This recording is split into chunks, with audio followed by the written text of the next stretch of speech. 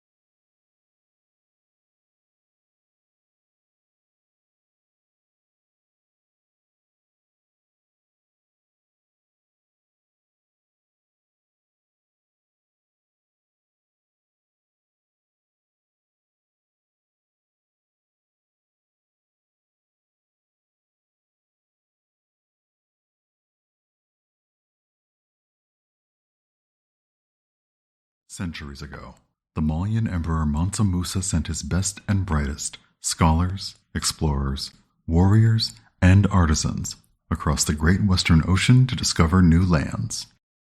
They succeeded in ways no one could have imagined. Now, 3,000 years later, their descendants live and thrive on the planet of Vutoa, with plenty to learn and explore on their new home, and the Hapalox and the Landed threatening Vutoa from afar. The calls of adventure and discovery are stronger than ever.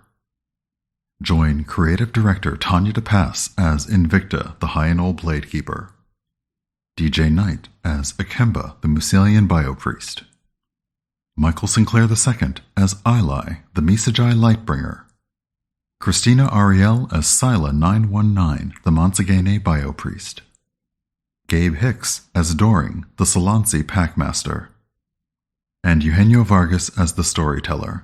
as they explore new planets, make new friends, and treat everyone they meet luxuriously. Welcome to the Motherlands.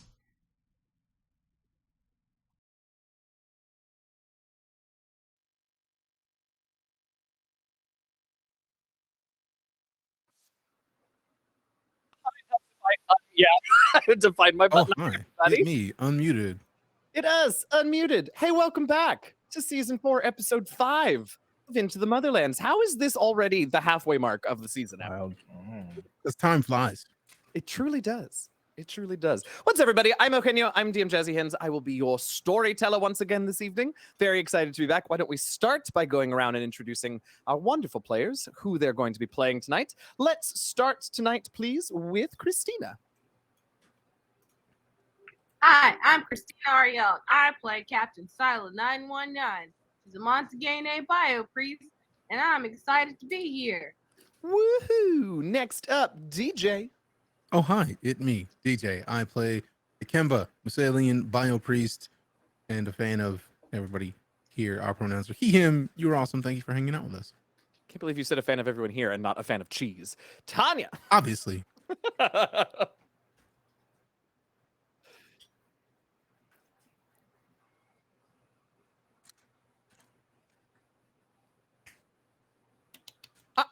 I've been talking to you all day and I didn't realize that.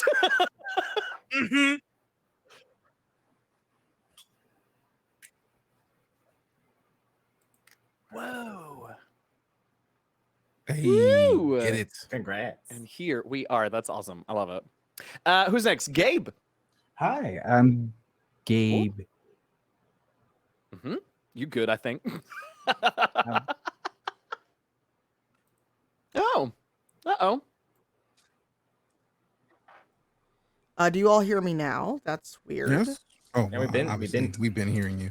Yeah, we hear you on this end, but let's see. Let me shut up. Is what that is. Okay, that's Okay, they weird. do. Happy says yes, they do. Okay, Oh, my they can hear you now, so do it again. Yeah, do it again, because you got to do that again. Yeah, one more time. I thought I had escaped. Nope. No escape. All right, so I messed up my own audio. Part of being a streamer, and It's the perfect intro to the announcement you're about to make.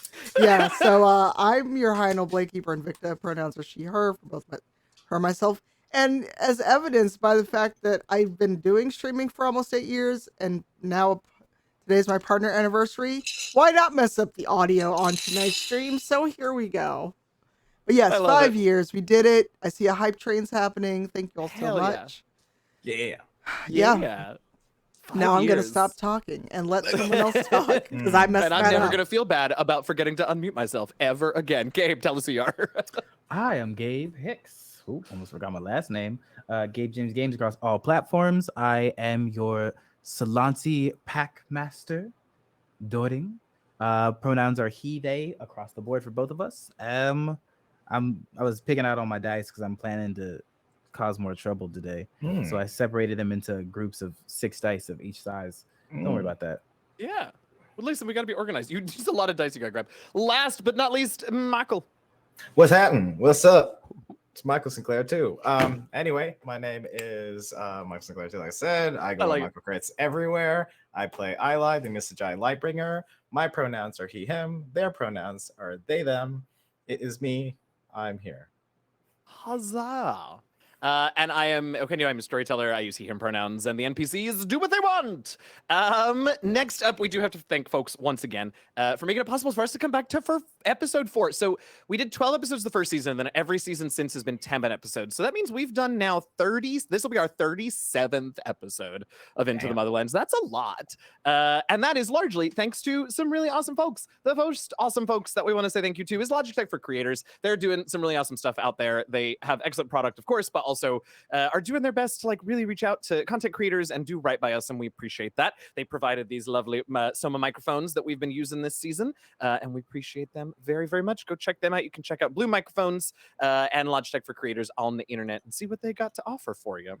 We, of course, want to thank Die Hard Dice for working with us to make some sets for our characters, and also just in having excellent sets out there that you can get for your own dice hoarding tendencies. Go to dieharddice.com/Vatoa. That's /VUT to get a little discount off your order. A little bit of that gets kicked to us, and win-win.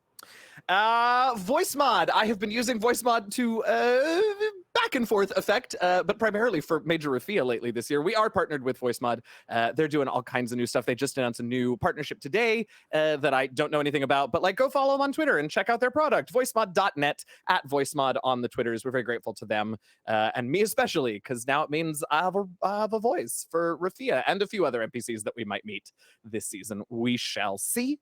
And last but most certainly not least, thank you so much to Twitch for their support throughout all of these episodes. They are the ones who really make this possible in terms of placement and funding and all of that kind of stuff. We're also using Twitch Guest Star, which has rolled out now to all affiliates and partners, or all streamers, all affiliates and partners. So it is a really cool program. It makes it easy to bring on guests onto your stream, and we have been using that all season. So thank you, Twitch, for your support and for getting us here 37 episodes later.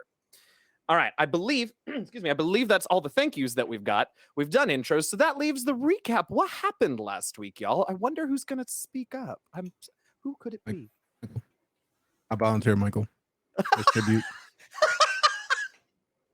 Me? Don't listen. I volunteer you as tribute. I mean, I'm so surprised. Okay. It's the thing I do pretty good. So I'm gonna do the thing. Hello. I'm glad you hold on. I'm glad you corrected, because you said the one thing and then you're like, no, it's a thing. So yes, it's a thing that you do good. I mean, I already had a Eugenio and Tanya voice be like, it's not one thing. You have multiple things. So I said Good. a thing. Good. A thing I'm good at is the thing I'm doing right now, which is, yes, on the last episode of Into the Motherlands, we had figured out, well, we got teleported into the area of Hollands. We had a good time of, essentially torturing Tanya a bit by meeting her parents and Victor's parents in session, and just getting to meet them and see them, and then somehow getting their parents in this whole ordeal of having to come to Torch HQ with us, and their parents had to talk to Invicta and stuff like that. Invicta also was doing an awesome team thing of helping Silent 919 with what faulty thing that they've downloaded, or I don't know if it's faulty or not, but the design is questionable. Of what my air quotes were for helping. Yes. So Invicta, being a team player, trying to take care of one of the squad, Silent 919, and investigate what's going on there. Figured that out, removed it temporarily, because at some point I'll get to this story beat, but removed it temporarily. Then we all get called to go to HQ. We go to HQ. We talk to Major Rafia, where definitely things didn't get tense and spicy. It was a very good casual conversation. It was very well met. No violence or aggression, at least physically, happened during that little speech encounter, is what I'll call it. After that, we all decide to put our chips in to figure out how we can help support each other, or do direct action of researching about what this little instrument of teleportation, or what it is, and trying to figure that out. So we all letting our chips in doing that. Okay. We do figure out that it is a device, and it's millennia old. And I think we're kind of at that part. I'm just giving you general Montage. Yeah, and the montage happened. So there we go. Good montage. Did the thing. Yeah. So what were some of the things? Let me ask just real quick, because this is the kind of what we're going to be hopping into. Does anyone that isn't Michael, anyone remember a thing that you learned about the weird egg-shaped device, other than that it's many millennia old?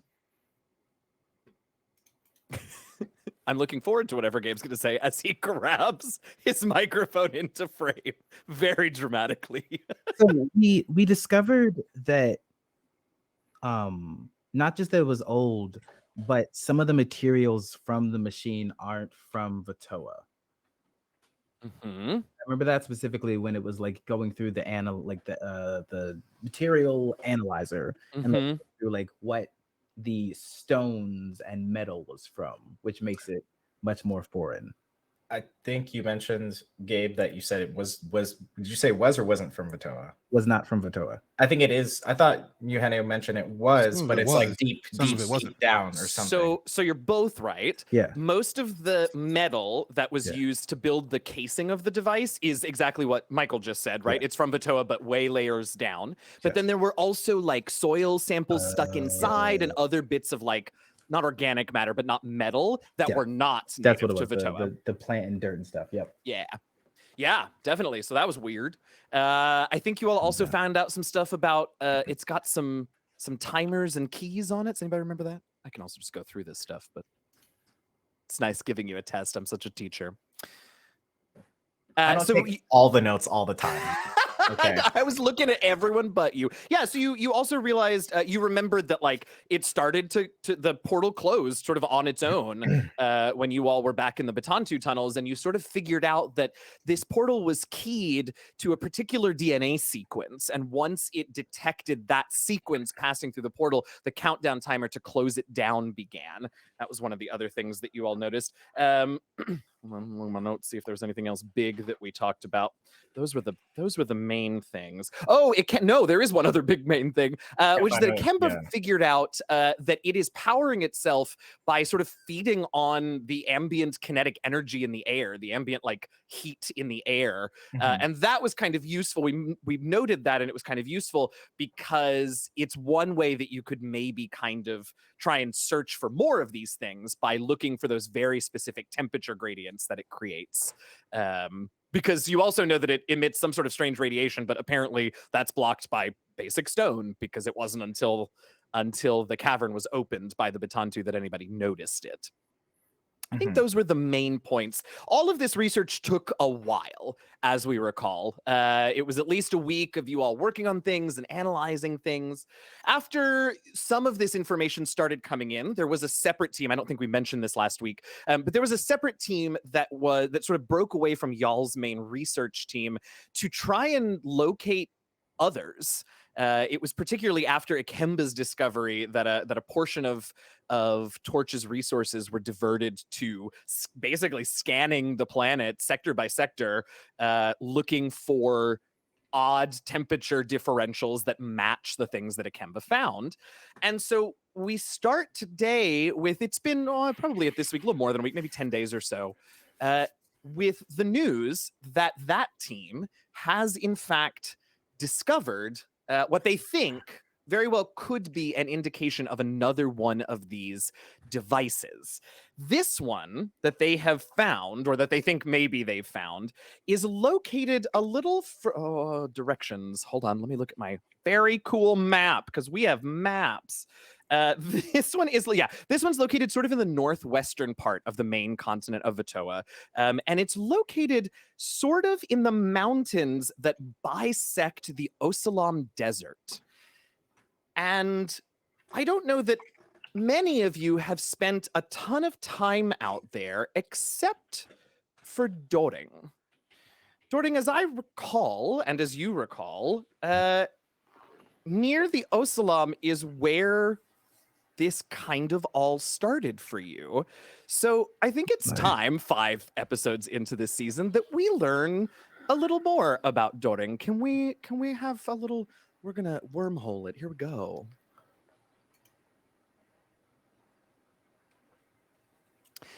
So Doring, Yes. as you hear that something has been located near the Osalam, you immediately get a little flash of memory, and you find yourself in your memory busting into a laboratory. You are tired, moderately injured. It's been a bit of a tough run to get in here, but you have taken care of the defenses, you have taken care of the guards, and you have made it now to the laboratory that you were headed for. And in here you can see there is a table upon which lies a person. Mhm. And there is another, Solansi is on the table, and another Solansi is frantically interfacing with the various computers in the room and the various terminals in the room, and sees you bust in and immediately just frantically starts pulling things out of the computer system as if he's trying to get as much shut down and out of here as quickly as he can. What do you do? I pull down the slots on both of my shoulders on the jacket, and I say Yag. And I have these two small panther-like creatures come out of my shoulder onto the ground, Klo and Slagtang. And he looks to them and says, Prue, Yag, telling them to hunt for any prey and to basically look around the room. And Doring just walks up, pistol in hand. I would prefer if you weren't just pulling things out and you would explain what it is that you are doing first. As you say that, the only these two that I described, the one on the table and then the one standing, are the only two in the room. So the two creatures that you have called out sort of move very slowly to flank this Solansi on either Solansi researcher on either side, and he very nervously sort of looks at both of them and says, "It's going to help everyone. It will help us all." Are there any insignias on this person? Yes. Why don't you toss together like a history or a knowledge or a something like that kind of pool? See if you recognize it. And you know what? Take your utility die. Let's bump to a D8 instead of a D4 because you would have been given some information before heading out on this mission. Cool. So let's do information. Mm-hmm. And let's say lore. Yeah, absolutely. That's the perfect pool. Yeah. All right. That is 2. Okay, so you do recognize this insignia. The insignia is of a group of Solansi, mostly Solansi, although recently you have heard that they have really been sort of taking anyone that they can find who has experience, in particular in genetic research. Mhm. They believe that the Osalam actually once was this sort of flourishing, verdant land. And they believe that that is actually where the first sort of true Solansi were born, in what used to be this beautiful sort of jungle area that is now just a vast desert with occasional oases. And which all sounds good and well, but unfortunately, they have been trying to do research, genetic research on Solansi in particular, to try to see how they can bring the Osalam back to its verdant glory.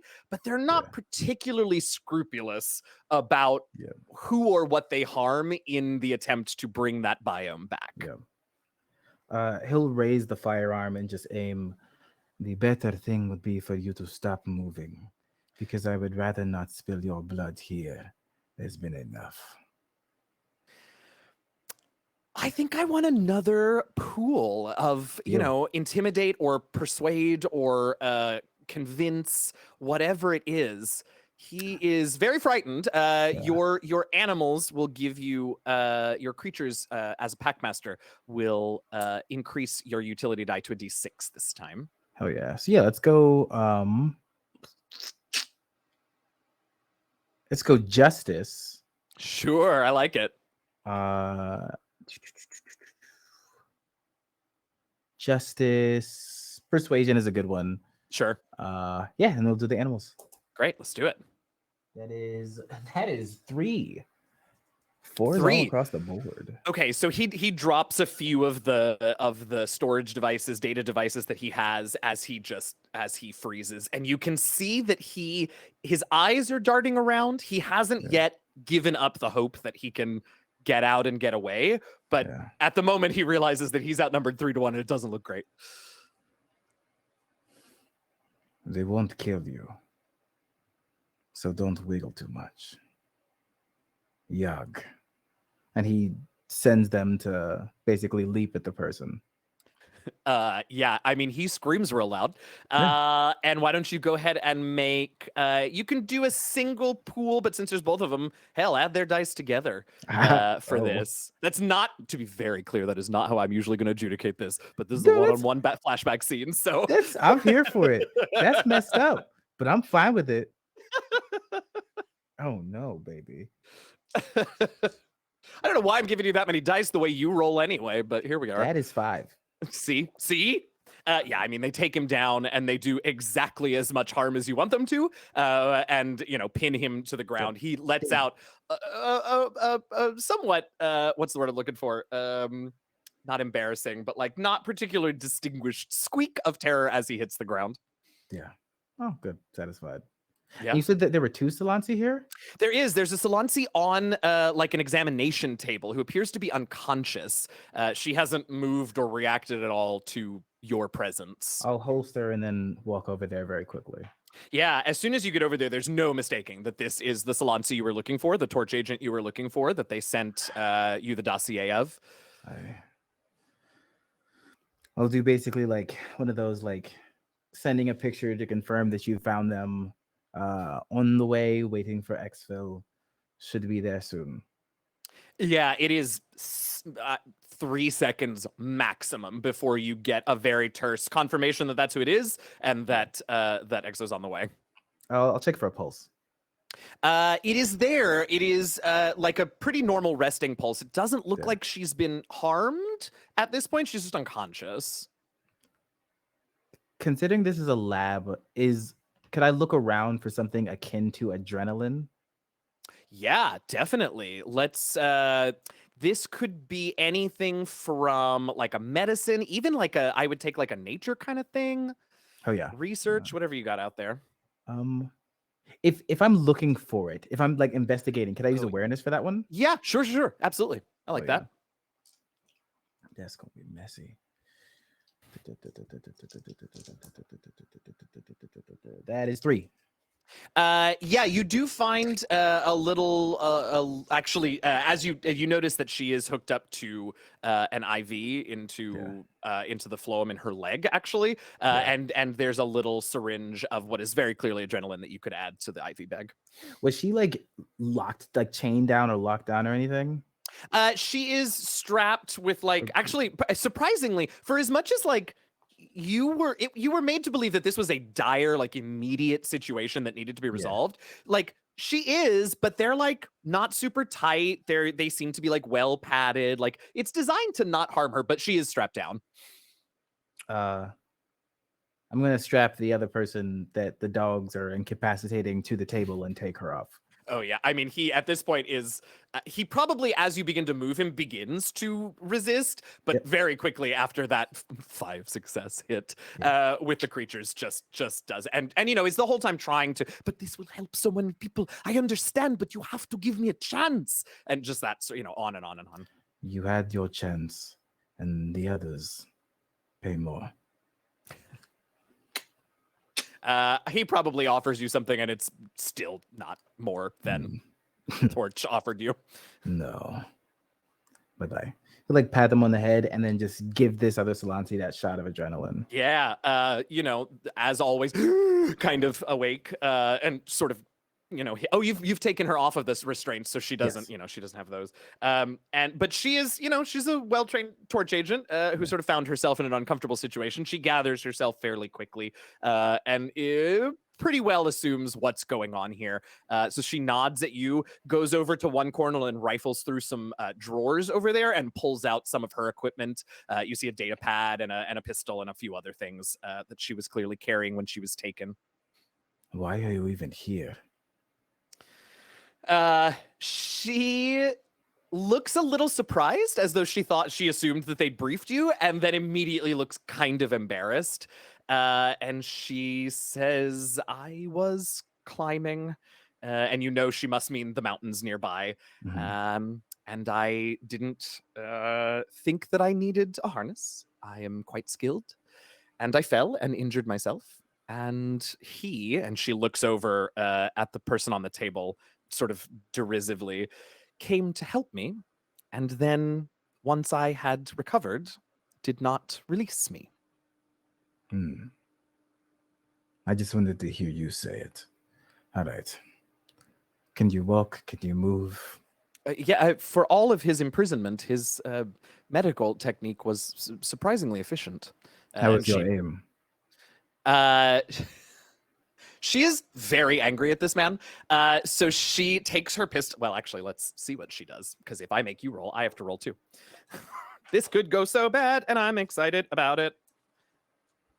Okay, let's see. Okay, she got 2 successes. So she takes out her pistol and fires at like right in between his the Solanti on the table's legs, and like it's not as impressive a shot as she clearly intended, but it does the trick and she doesn't hit him. So yeah, she's got pretty decent aim, it seems. Okay. Good. It shouldn't be too far. There's not much resistance left. She looks impressed. She says, "Are there others with you?" I look at my 2 beasts.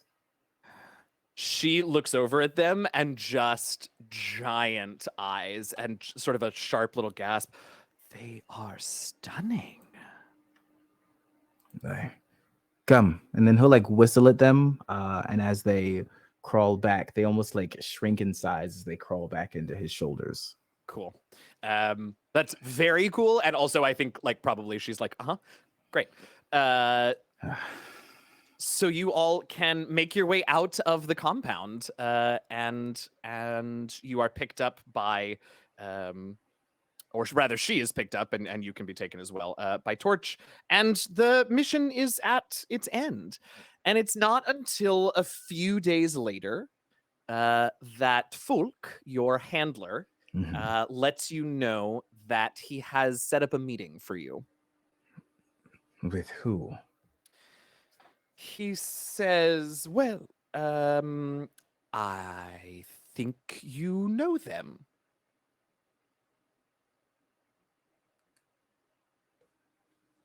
It's not the person we shot in the bar, right? No, I've made sure that he can't ever find you again. No, it's Torch, actually. And more specifically, it is Agent Indui, the woman that you rescued from the laboratory in the Osalam just a few days ago. They want something. Is she in trouble again? She didn't sound like it.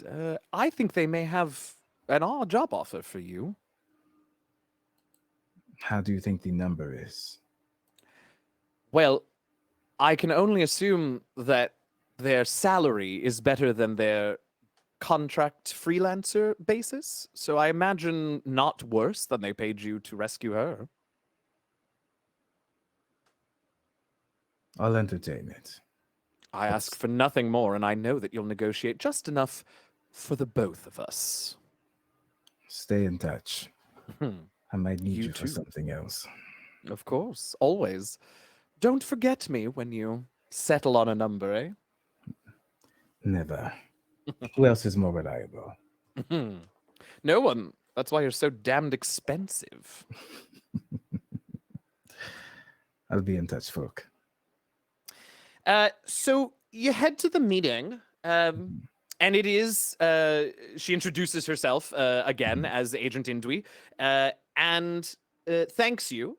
She looks much calmer than she did the last time you saw her, but she thanks you for the rescue and says, I'm not the only one who was very impressed by the rescue. Obviously, I had a bit of a stake in it, but have you ever thought about leaving the freelance world behind, going more full-time somewhere? I've considered it, but it would have to be much more sustainable. And I'd need much more agency in choosing what I did.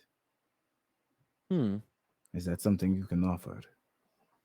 Well, I have been empowered to offer you certainly the first part, and we can have a conversation about the second. It just so happens that I am, in addition to my other duties, a recruiter for Torch, which which was in part why you were contracted to get me. We can, and she sort of slides a data pad over to you because she, has done her research too. She knows what you do, and perhaps more to the point, how much you cost. And she slides a data pad over that has some information, including salary numbers and things like that. They're generous. And she says, that's where we can start.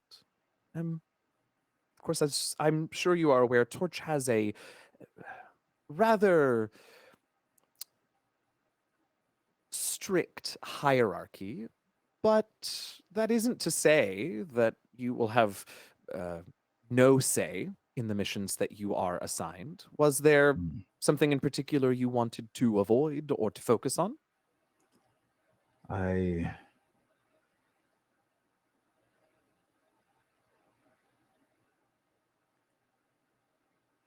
prefer if you can prove to me why someone is not innocent before I do something. Interesting. I think we can make a point in at least doing our best. Although I will say that, as you no doubt are aware, sometimes Torch investigates situations that are unfolding. And you are aware. How long ago was this, do you think, Doring? How long have you been with Torch in this capacity? Probably 2, maybe 3 years. Yeah, okay. So, it's just emerging situations. But certainly we won't expect you to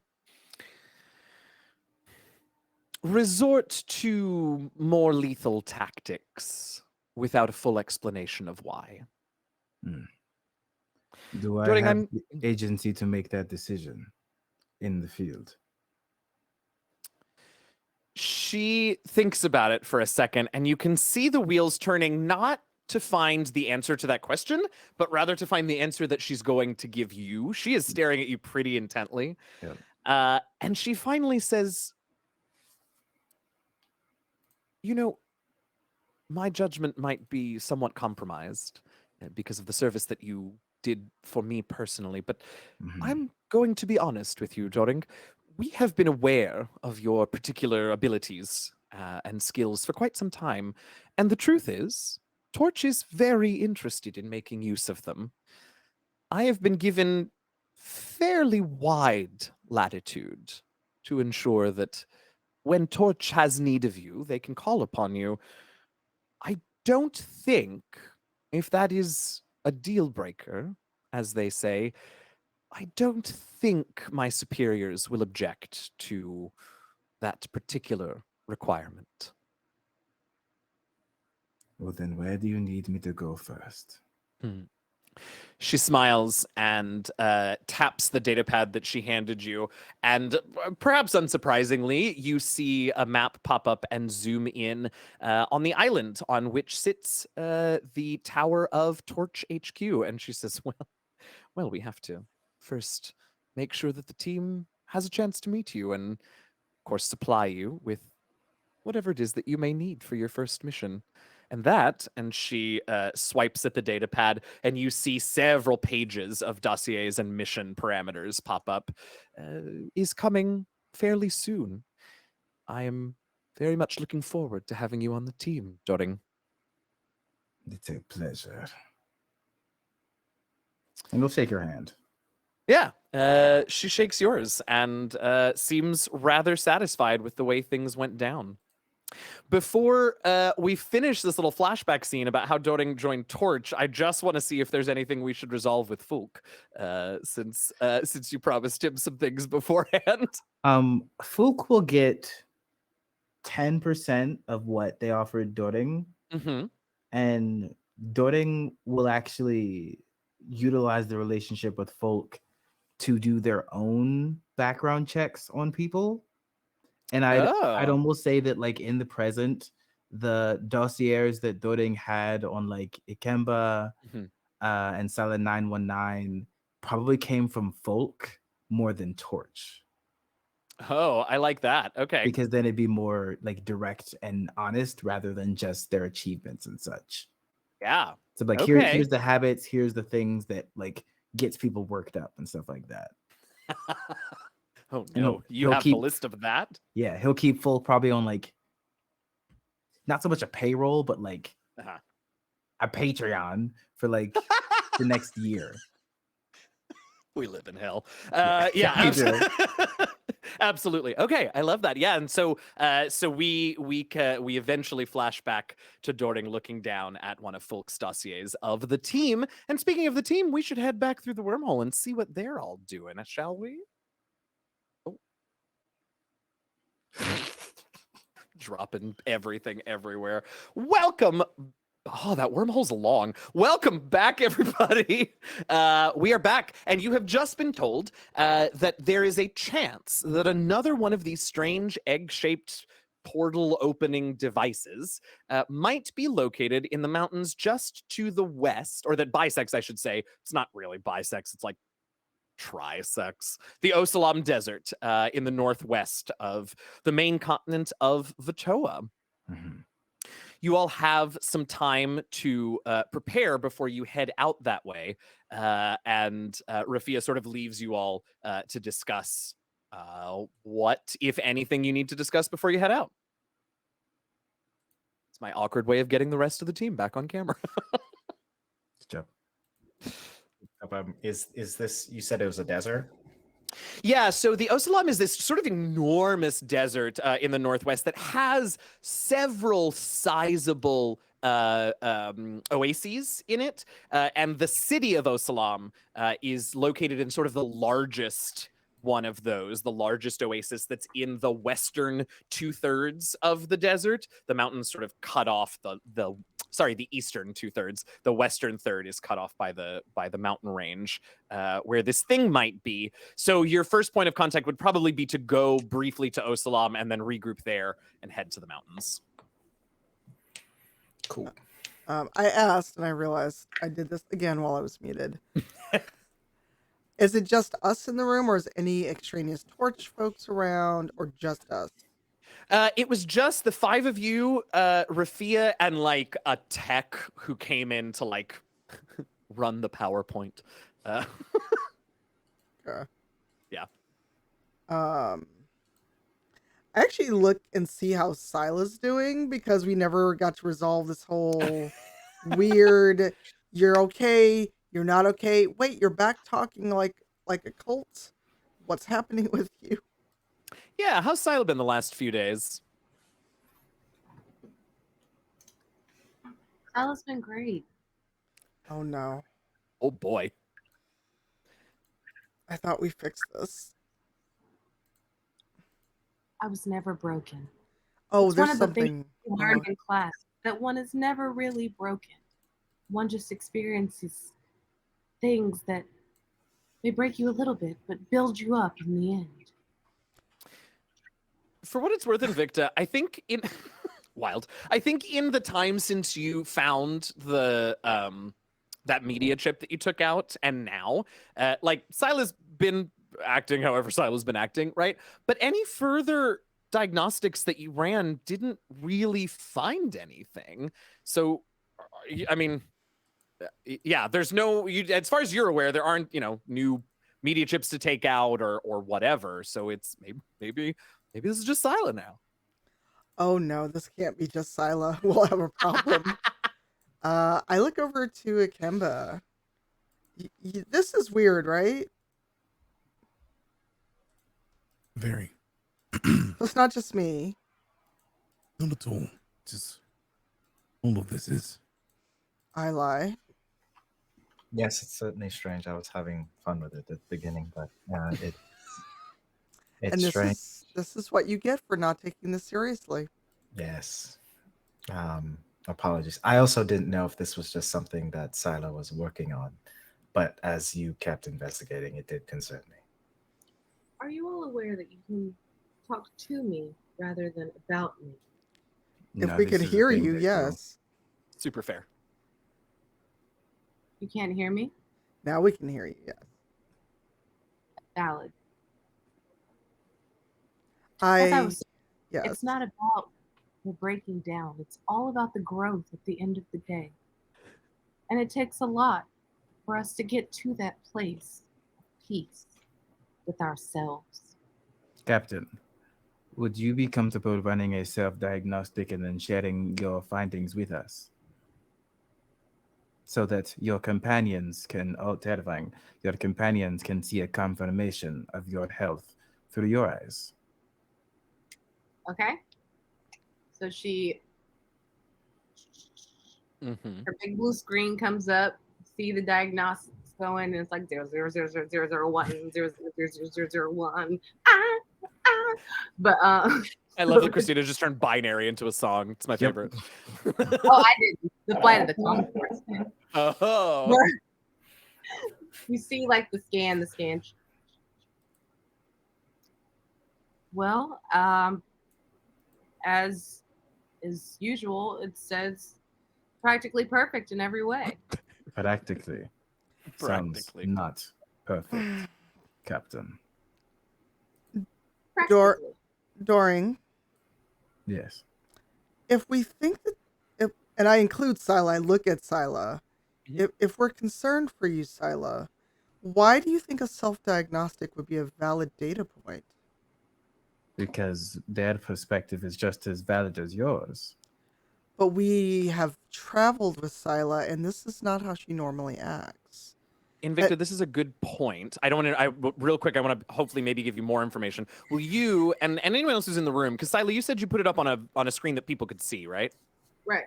Yeah. So if you all want to put together like, it's not exactly terminal because you're not interfacing, but like science, I would buy or some sort of pool to like check the diagnostic info real quick. For yourself, since that was what Dording suggested in the first place. So maybe like information and science. Yeah, information science sounds great. Yeah. Okay, I'm gonna use information. Where's science? Oh yes. I'm rolling hot today. Let's go. What should my other die be? That word. Utility for this, I don't think any of you have anything that would improve upon it, so it's just a D4. I have Year-wise. terminal. I because you're not actually doing the interfacing right, that's sort of to get in there and change things and affect Got things. you. Okay. I also have repair. Repair sort of also includes diagnostics, so repair I would buy. That's fine. Okay, so repair and science have the same pool for me anyway. Okay, great. All right, let's hope. And All what is right. our defeat? Well, I'm not going to tell you because if you Oh. don't meet it, I don't want you to know about it. Okay. Doding got 2. Got it. Okay. I got 2 as well. Okay. Is anybody else paying close enough attention to want to roll a pool? Ili or Akimba? My character's not relevant in figuring this out because I Okay, don't. great. Got it. I'm gonna Akimba, do- any interest? Interest, but still torn on like how it would fit. Christine, Sure. I'm scared about you doing it. Yeah, I am too, to be honest. Is it what? Christina, you do get a D10 for your utility because it's you. But yeah, and none of my softer hard skills as Ili apply to Ila's like, I don't know. diagnostic. Yeah. I was like, I don't know. She's acting weird. What do you want It's me a to screen. tell you? So I went with investigation. Yep, sure. I did investigation. I had the D10 for Yep. that diagnostic. Mhm. And then I did the Got a value. terminal. I And I guess it told is you you, so sure. You are, in fact, interfacing with it. And then I told you repair already or no? You told me what? Repair. Oh, no. Yeah, okay. Gotcha. So how many successes? 3. Whatever it clanged again. That is some metal. It's like you're ringing That the is bell at the metal. bar. What dice are you using? You said, Metal die, that's for sure. Metal water bottle. Oh my you said God. 3? Yes. Okay, Sheesh. great.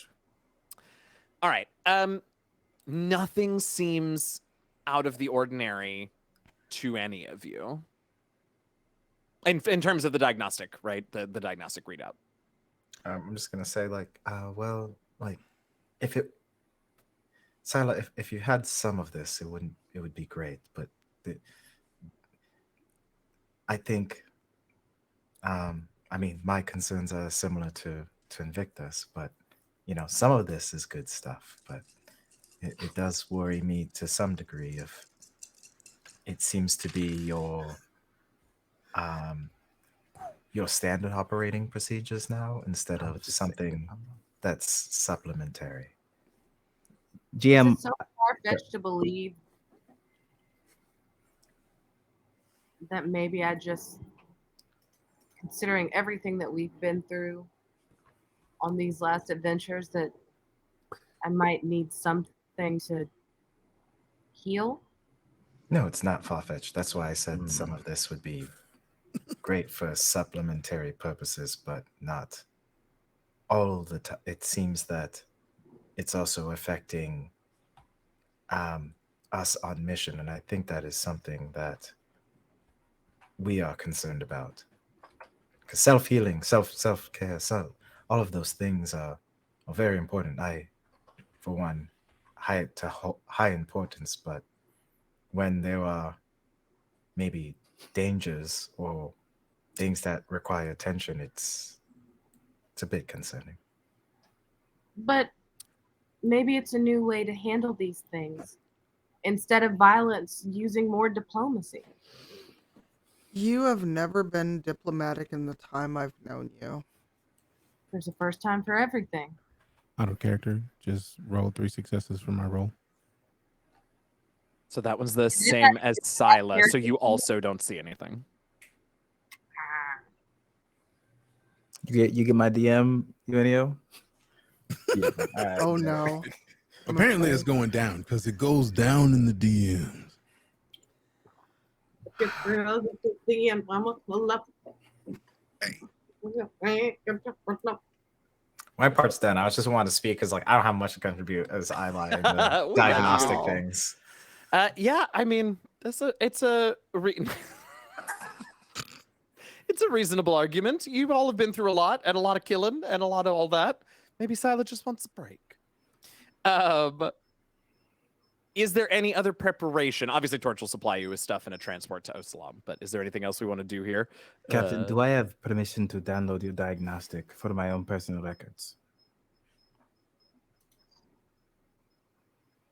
And I hand him the USB port at the end of there. Yeah, into the data port. Thank Into the you. data port. I appreciate you. I'm gonna do that thing with this instead, since it's more direct. Yeah, cool. Yeah. Oh, wait, hold on. You have the wrong one. That was my music. Damn it. It's good music, though. Yeah. You have the YouTube album on your thing now? These things are bumping. That's how they get you. Apple Music. So you have different bits of data stored on different threads connected to your nervous system. Correct. Interesting.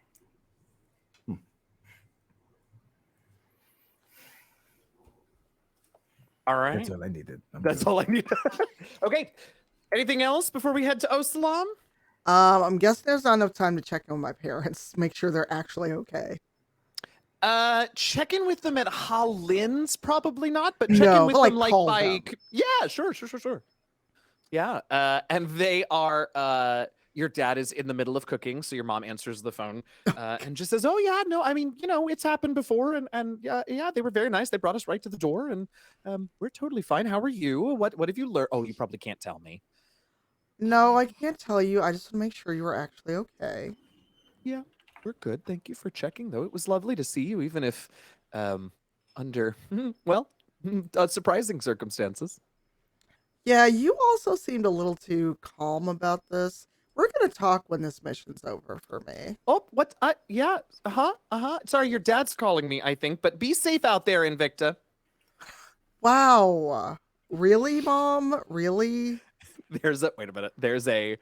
Because I always forget that it exists. There is a voice mod plugin for this exact thing. Hold on, I gotta find it. I know 'Cause it makes DJ me has laugh it if it's every what I'm time I thinking use about. it. Where is it? Here it is. That's a power move. Let's see if I can. Hang on. Sorry, it feels like you're in and out. I just am not really sure what it is that you're. But I have you. I love you, Invicta. Bye. Oh wow. And I'm just kind of That's standing so there extra. staring at my communicator like rude. And I just turn around, I'm like, not a word from any of you. I love it. I love it. I love it. Yeah. Anything else from anybody else? Don't. Not for me. Okay. I'm just So gonna see what you all mischief can DJ's up to. you all can get all your supplies together. There's a transport waiting that will take you to Osalam, and then from there you will take a smaller, more sort of desert and mountain appropriate transport to the mountains. And as you are about 2/3 of the way to Osalam, you get a communication readout in the transport that informs you that it seems that a landed shuttle has run the blockade, the Hapalok blockade, and appears, based on current trajectory, appears to be heading also for the mountain range in the Osalam, but it appears that they are probably going to set down on the other side of the mountain from where you all are headed. You're not, well, I should say, whoever is, Rifia, I guess, is the one that sent the communique, is not sure that it's related, but it seems like too much of a coincidence to go unremarked upon to you all. And she suggests that you bypass Osalam, the city, altogether, and head straight for the mountains. And I think, as it is about 5 minutes to the halfway point, we will find out what you all want to do, bypass Osalam and head straight there, or go ahead and go to the city after we take a tight 5 to 7 minute break. Get up to get a bio, get some water, do what you need. And then we'll be back and we'll head to the mountains. Thanks for hanging out, everybody. See you shortly.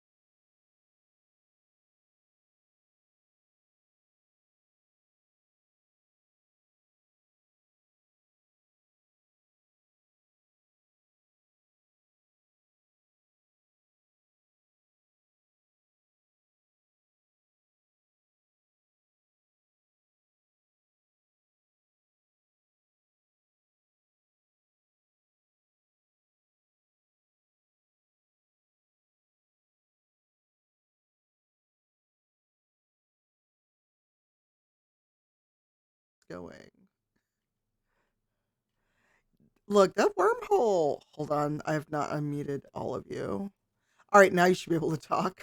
I mean, look, the wormhole's long, but we travel billions of light years. It's allowed to take a few seconds. Hi, welcome back, everybody. Thanks so Hold on, I goofed. There we go. much. Now we can hear you. Oh, I made a joke about a wormhole in light years or something. It doesn't matter. Welcome back, everybody. Thanks for hanging out. When last we left our crew, they were headed for the Oslam, for the mountains out there to find maybe another portal egg, which is apparently what I'm calling them now. And as they were headed out there, they found out that a landed shuttle is also headed kind of in that general direction. It is not. They're not headed for exactly the same location as you all, but Rafia felt that it was too much of a coincidence to not at least alert you to their presence. But as far as Torch can tell by sort of tracking their trajectory, it looks like they're probably going to set down on the other side of the mountain range. So keep your eyes open, she sort of says, but beyond that, it's not an immediate concern. I mean, it's obviously a concern that a landed shuttle got through to the surface, but in terms of y'all's mission, less so. So as we left, she suggested that perhaps you bypass the city altogether, just in case they are headed for the same place. But she leaves the final decision up to you all. Do you want to go ahead and reroute straight for the mountains where the temperature differential was located, or do you want to make that stop in the oasis city of Osalam first? Well, where's supply? Do we need to stop in Osalam? No, I mean, you were going to be there to switch out transports, but like in the end, it's not the biggest deal. You know, the sands of the desert and the foothills of those mountains aren't great for the current transport that you're in, but like it'll get you there. It's not that big a deal. Yeah, Eli? The place that we're going to, is it also sandy or not so sandy? So it's right on the temperature differential was actually detected sort of inside the mountain range. So where the transport will take you is right to the edge of the desert where the mountains begin, and then you're sort of going to be searching around there. Okay, so yes, it is sandy, but like it's Okay. the edge of the desert. I don't know if it was like a dune type of thing where it's like sandy even if you're going up elevation, because I was going to say, like, can you give us 5 snowboards so we can triple X our way out of that if we need to, with like the snowboards and stuff, but Yeah. it's fine. I mean, listen, I can't imagine that there aren't 5 things in this transport shuttle that you could use as emergency sandboards should the need arise. So Okay. keep it in your back pocket. I believe that they're there. Yeah. What have I done? Cool. I would arrange for that, so thank you. Of Yep, we're course, good. absolutely. So what do we want to do? Which way do we want to head? I just look at the others. I know that I probably just want to go straight there. So, Yep. Doran. Sure. Good. All right. So you all can head that way. You sort of bypass. You can see. I mean, Osalam's a sizable city, so you can sort of see it out to the side as you change course and head straight for the mountains. And it's particularly noticeable and impressive from a distance because Osalam was built in the center of the largest remaining oasis here in the desert, and so it's just sand, and suddenly green explosion. And the buildings are sort of built. It was originally, like Hollins was originally a Hyanal-built city. The city of Osalam was originally a Salansi-built city. And so a lot of the original architecture of the city is very much built into both the wildlife and the greenery of the oasis, but also the outskirts of the city are even built to sort of transition into the desert sands as well. So it looks very sort of natural. It's one of the more natural looking cities on Vitoa. You're not going there though. You're going to the mountains. So you head to the mountains. The pinpoint, the location of the temperature differential, like I said, is sort of inside the mountain range somewhere. But you all arrive in your transport at the closest point that it can get to you to that point. And there are sort of little cave entrances and what's the word I'm looking for? Like canyons and valleys and places to walk through. And it's not immediately clear what the most efficient way in is going to be for you all. So you've arrived. Go. So landed and everything. We're basically just like coming off the transport. I think so, yeah. Okay. I'm going to put so I probably have some sort of I forget what those cloths are, but they usually go like around your neck, but I'm gonna put it over like my face and mouth. Sure. Because this place is probably sandy, and I don't want sand in my face. Yeah, definitely. And here at the edge of the desert, it's like it's probably not more unpleasant than like a full-on sandstorm in the middle of the desert, but there's something about like the quality of the sand here as it transitions to just like dirt that it's like heavier, and like when it does whip up and blow, it kind of hurts. Nope. So if there's a pathway to, do we land near some caves or some sort of, okay. Yeah, there's I mean, there's a bunch, right? And it's not immediately, you know, your destination. You don't know the path to get there yet. But there are lots of options. There are several cave entrances. There's 3 different cave entrances. There's a little canyon sort of crevasse that runs deeper into the mountains that you could go through. Yeah.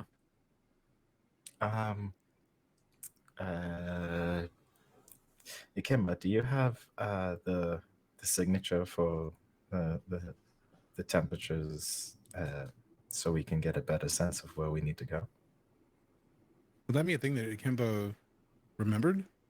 I think, yeah, I mean, I think at the very least, Ikemba, since you were one of the ones that like spearheaded the research that led to that discovery, I think they would have provided you with like both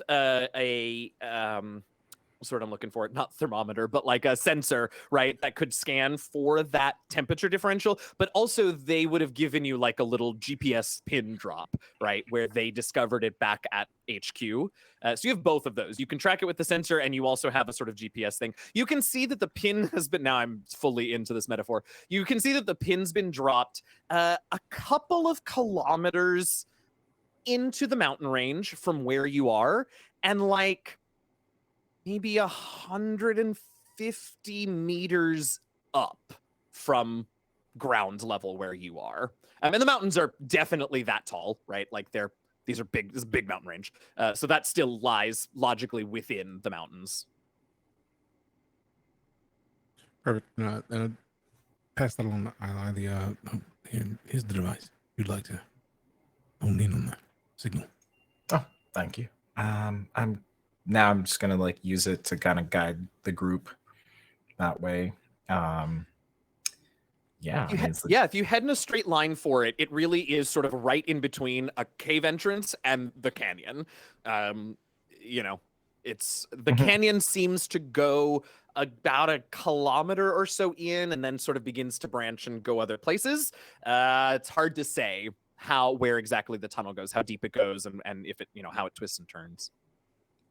So we can't tell if we can't tell if we should take the canyon or take the cave, essentially. Yeah, and I mean, yeah, exactly. It could be both. That could lead you there. I suppose it could be neither. Although I suppose at that point, like, you just climb through the mountains and get there eventually.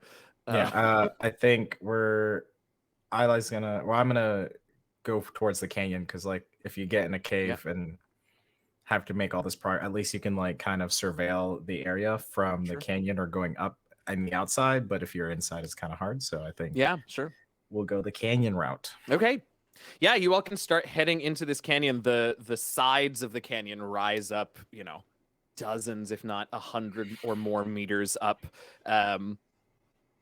And it immediately, as you move in and begin to go, it's not a perfect straight line. It has a little bit of curves. So as you take a few curves, the light that was coming in from the entrance to the canyon, gets cut off, and there's significantly less light filtering in from above. So you're sort of in this, not artificial because it's all naturally formed, but not current for the time, sort of twilight in here. Your footsteps sort of echoing across the stones of the canyon. While we're here, generally those places have like a bit of echo. So do I hear anything that doesn't sound like the pitter patter of our group as we're walking? What a good question. Let's roll about it. Okay. Well, Michael's putting together his pool. Yeah. Since we have now gone inside to this crevasse, would it be cooler, or is it like the scalding hot daytime in the desert and then evening is cooled off kind of desert? It's definitely cooler in here just because less like radiant energy from the sun, right, gets down here. It's not as much cooler as you might have expected. These rocks in this mountain seem to like really hold heat. So it's not frigid, but it's definitely colder than it was outside of the canyon in the desert proper. Okay, because I'm thinking of Invicta and her toe beans No, walking yeah. walking on this first scalding hot sand, and Oh yeah, the then sand sucked. and now but on this like cave corridor entrance of like I hate Yeah, I mean all it's of probably you. cooler enough that it's like soothing to your poor burns toe beans. Eli, how did that pool go? I didn't know what was going on to roll for a thing because Oh, you mean what you're putting together? yeah, because usually you're well. Okay, I'll put together a pool here. Okay. Give me a sec. I will. pull That's up a fine. pool. That's fine. We're looking at, well, here, I'll tell you exactly what the DR is. DL. I keep doing that. It's a DL1. Okay. So I just need to put together my pool real quickly. I totally had my character sheet up. You know, We're only 75 minutes into the episode. It's fine. it's fine. Someone wants to do something else while I pull this Okay, up great. really While you put quick. that together, Siley, you leaned forward at one point. Did you have something here in the canyon? I did, but I had to wait until the motorcycle went by. Oh. As we're walking through the cavern, Sila just looks around and goes, I understand that you think that this line of thinking may be reckless, and she shoots a side eye over at Dorn. And she's like, but feel the peace of this place. If you just took it in and looked around and felt the wonder of the cavern, it just makes it all seem magical.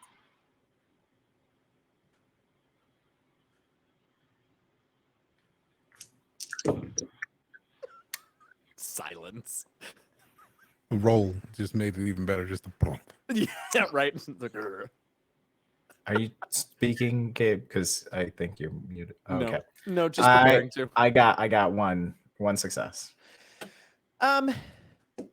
So you occasionally hear things coming from the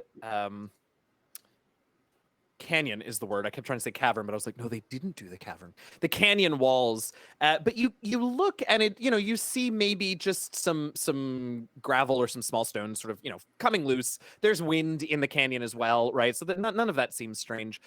But you do then at one point, Eli, catch some movement. Okay. And you look closer at sort of one of the walls where you caught the movement, and you don't see anything moving anymore, but you swear you could see like the stars. It's not late enough. It's not dark enough down here for you to see stars, but like you see little pinpricks of patterns of pinpricks in like a couple of places on So the it was- walls of the canyon. It was first something I slightly heard, and then something I slightly see. Okay. Mm-hmm. Everyone hold.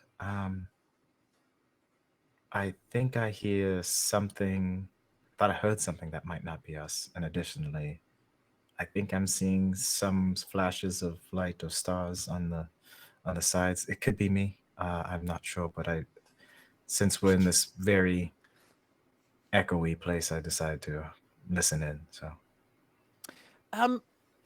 So I can point out what they are talking about to all of you. Anybody who feels like you might want to might have experience, I don't know, identifying various creatures on Vatoa could like maybe, if you wanted to, I guess, put a pool together for that. If Wow, you felt just say like it. Gabe. Yeah, did this feel targeted? Just say Gabe. I mean, Vic- also, like, Eli was the first one that saw them, so they could put one together if they wanted. But yeah, I mean, I mostly mean Gabe. Sure. I mean, I've got awareness. Whatever, fine. You know, Invicta has pulled her sword. She's not. Yeah, like, absolutely. exploration. Absolutely. I'll do awareness. That's a D8 and 2 D6s. Great. I'll click my staff on the voidy side of the staff. Ooh, yeah. So it's like a light purple glow. Uh, I love Jesus. describing the light of a void, right? Like anti-light kind of. Yeah, I like it. So this is one of the things that I'm. Yeah, that's 5. Yeah, okay. I was gonna say it's a DL3. They're rare, but not that rare. So great. So you look up at what Eli is pointing out, and at first you're like, "Oh yeah, look, we can see the stars from down." Wait a minute. And as you catch sight of what almost looks like a little constellation, well, not so little, but a constellation on on one of the canyon walls, and then the constellation begins to move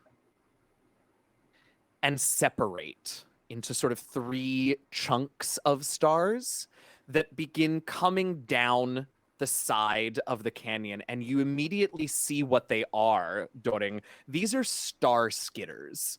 They are enormous arachnid-like creatures that on the bottom of their thoraxes have evolved these basically little patterns that kind of have a bioluminescent glow that look like stars. So when they pounce and attack you, you're sort of entranced by the pretty stars as they go to town on your innards. How do they taste? Like chicken? No, not bad, but only if you get the part of them that isn't bioluminescent. That stuff's very like acrid. Oh, hell yes. Hide behind Invicta. Yeah. That sounds like You a got a great sword. Come plan. on, you babe. You got a sword. You got a whole thing. I would love, as we are arguing about who's hiding behind whom, I would love for us to roll up some initiative pools. oh, remind me how to do this. Yeah, go ahead, Sally. I would like to, in and out of character, say no, thank you. Yep, that's fair. Just putting it out there. Yeah, I feel that. Mm-hmm. There better not be more than one of these, Eugenio. There are. Well, let me ask you a very important question, Tanya. How many constitute a swarm? I mean, you said they're huge. I don't know if they could be a Yeah. swarm of huge things. Yeah, I mean, there are currently 3 of them, and I don't think that's a swarm. No, that's just too many. Yeah, still it's too many. definitely too many. Definitely too many. Okay. All right then. Please remind me of our initiative. Yeah, so Rolls. virtue is, as always, up to you. In terms of skills, we encourage things like focus, awareness, grace. There's another one. Oh, I'm going with skirmish. There's Skirmish. no messing around with this. Skirmish also works. Yep. Oh, skirmish. You about that life. Why can't I like go behind Invicta? Like, You can, but I'm just like, not hiding. I just mean I went behind. Like, it's more tactical for you to be in front than me. tactical. You all heard Tactical, yeah. that. I heard that. Yep. Okay. I'm so confused. I'm just amused. I'm also using wisdom because. Okay. I am going to. So it's been a while since we did an initiative thing. So we are going to count up your successes, and then I'm going to put you in phases, starting at the highest and moving downward. So phase 1. Does anyone have 4 or more successes? This is a fight, right? Just to clarify. I mean, you all can do what you want to do, but So it's a fight. Cool. But Gabe, sorry, not Gabe. Doring definitely knows that these are hunters. They are carnivores. And you know, people are. So we're tasty. fighting. Perfect. Thanks. I got 4 successes. I just wanted to clarify. Yep. All right. Invicta got 4. That'll put you in phase 1. Anybody got 4? Anybody else got 4 or more? Okay. One sec though. So we got the. Oh wait. So with our utility die, we Uh-huh. have the Oh. D4 for this one if we have other utility dies, correct? That is true. You would swap it out if you've got something else for this. Yes. Perfect. Oh, I But I didn't do include think my some of you utility do. die. Oh, roll a d. I mean, listen, you're in phase 1, and none of these creatures are going before you, so you're good. They about to get Invicta. started, that's all I'm saying. Yeah. Phase 2 is 3 successes, so I know that's Doring. Make it Anybody 5 else got successes. 3? 3. Got 5. Just got Okay. 3. All right. I will let you all decide who wants to go first, Ikemba or Doring. I'm gonna let Dorin go first. That's not Okay. a question. Anybody else got Living- 3? Doing luxuriously, obviously. Ah. Oh, we haven't had that this season. I'm All right, who's got hungry. 2 successes? But I do. Okay, Sila. and Sila. Who wants to go first? Eli or Sila? Sila can go. Wow. What do you mean? If you want to, like, jeez, I can't. I'm There's no, just, I'm there. no, I'm in just trouble giving today. you. I'm just giving you a hard time. Like you're a fighter too. 3. Yeah, but like, I mostly want to be doing things where I'm healing folks, and like, I like. Oh, don't worry, I'll give you a isn't the- chance. I'm not the expert at violence. Like I violence. Oh. I dabble. You Uh-huh. like that's why I'm getting behind you because you're Violence. artiste. Oh, so violence. me and Akemba are the violence artistes. Violence artiste. I love that. All right, we are in it. They are coming. Well, not Sila. They're coming down the mountainside. Invicta, you are the first to act. One thing that we didn't talk about last time when we did the fight, because it was in such enclosed quarters, is that we work in terms of movement and distance, we work in zones. So you have your sort of skirmish melee range, which is like on top of you, zone 0 type thing. Mhm. 1 zone array is short range. 2 is long, and 3 is, I think we call it far. So these are currently at long range from you. They are 2 movement zones away. Each movement zone takes 1 of your 2 actions on your turn to move through. Okay. Does that include the wing backpack that I have? Oh, interesting. Let me grab the stats for that, but I think that will let you move 2 zones in an action. Yes. Oh, well, yes, it does. So yeah, you can move 2 zones with that instead of 1 per action. All right. In that case, I'm going to do that. Yes. And Invictus like, no spiders, and flies towards them. basically, because I've got my Aventera dagger. Yeah. And I'm using an extension of my being. I'm never without my weapon and can have it through an enemy before they wear its drawn. With my favorite weapon, I receive a plus D6. I'm immune to being disarmed and can draw out or put away their weapon as a free action with no penalty. There you go. So you're flying over, drawing that dagger. It Oh, is yeah. solidly in your hand. You have 1 action left. You can take on one of these I'm going things. to attack one. Heck yeah. Roll up that attack pool. Just so we know, Doring, your turn is next, followed by Kemba, followed by the first of these spitters. All right, so I basically swap out for a D8 because of my Aventera dagger. Correct. And don't Oh. forget to add a free D6 because of it as well, because of this talent. Oh boy, that's a lot of dice. Good. Because they have not 0 armor. 1, 2, 3, 4. I have 4 successes. Nice. What is the damage on your dagger? It doesn't say in my I sheet. believe it is a. It's either a 3 or 4. Sorry, I think one it's second. a 4. I believe that's true. Yes, it is a 4. Okay, so how many successes? Sorry. 4. 4. All right. 4 times 4 is 16. Where are my? Here we go. 1, 2, and 3. You'd think I would have been prepared for this. I knew it was coming. All right. So it does. You do see, like, it takes. Listen, you get a good shot in, but you're surprised at how like hefty these things carapace is. It takes a little bit of something to get that blade through them, but you manage it. And that first one is going to take a good chunk of damage. Some of it's negated by its armor, but a good chunk of damage. All right, Invicta is over there. That's her 2 actions. We move over to Doring. All right. I'm gonna take a shot at one with pull my pistol out, not trying to get close. Just aim, fire. Heck yeah. And I'm going for glory as a value. Glory is Win a at all value. costs, Mhm. and targeting as the skill. Makes and sense. then the D6 utility die from the S8 combat pistol. That's the one. Are you aiming for the one that Invicta just attacked or one of the other ones? One of the other ones. You got it. Jimmy Christmas. I spent all my points on shooting things. Like that's pretty much all during. He sees and he shoots and he hears. Don't ask me to talk to nobody. That is 5 successes and it is 4 damage per. 5 and 4 damage is holy banana phone. All right, Yeah. that's a good bit of damage. And this is not a critical skill test, correct?